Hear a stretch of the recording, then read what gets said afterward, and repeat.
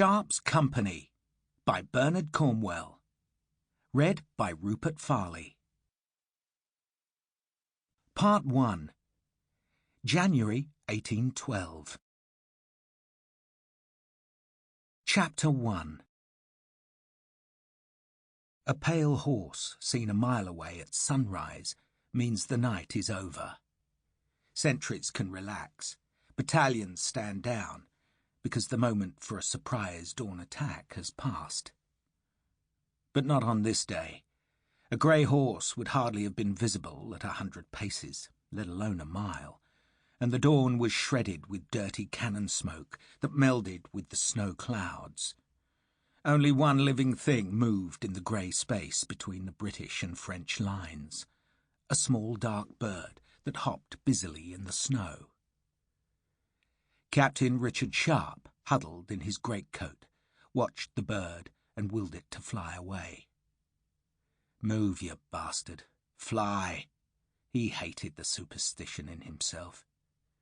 He had spotted the tiny bird, and quite suddenly and unbidden the thought had come to him that unless the bird took wing within 30 seconds, then the day would end in disaster. He counted. 19, 20, and still the damn bird hopped in the snow. He could not tell what kind of bird it was. Sergeant Harper would know, of course. The huge Irish sergeant knew all the birds. But knowing what kind of bird it was would not help. Move. 24, 25, and in desperation he bundled a crude snowball and skitted it down the slope so that the small bird, startled, sprang up into the skeins of smoke with a couple of seconds to spare. A man must sometimes make his own luck. God, but it was cold. It was all right for the French. They were behind the vast defences of Ciudad Rodrigo, sheltered in the town's houses and warmed by wide hearths. But the British and Portuguese troops were in the open. They slept by vast fires that died in the night, and yesterday at dawn 4 Portuguese sentries had been discovered frozen, their greatcoats iced to the ground, dead by the river.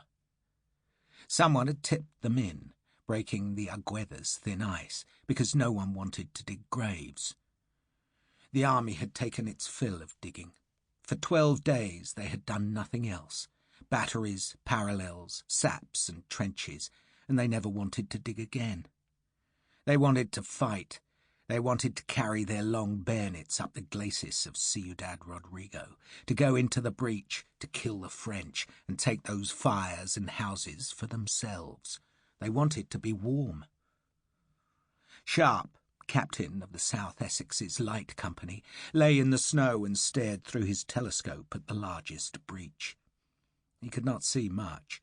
Even from the hillside, 500 yards from the town, the snow-covered slope of the glacis hid all but the top few feet of Ciudad Rodrigo's main wall.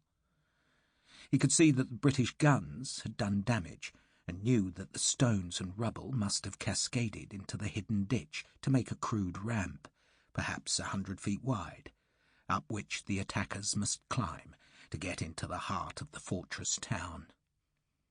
He wished he could see beyond the breach to the alleyways at the foot of the shot-scarred church tower that was so close to the walls. The French would be busy there, building new defences, sighting fresh cannon, so that when the attack burst over the rubbled mound of the breach, it would be met with precisely planned horror, flame and grape-shot, death in the night. Sharpe was afraid. It was a strange knowledge, known to him alone, and he was ashamed of it. It was not certain that the attack would be on this day, but the army, with the instinct of men who knew that the time has come, were confident that Wellington would order the assault this night. No one knew which battalions would be chosen, but whichever units were to brave the assault, they would not be the first attackers to climb the breach. That was a job only for volunteers, the Forlorn Hope, whose suicidal task was to draw the defenders' fire, force them to spring their carefully prepared traps, and clear a bloody path for the battalions that followed. Not many of the Forlorn Hope Sample complete. Ready to continue?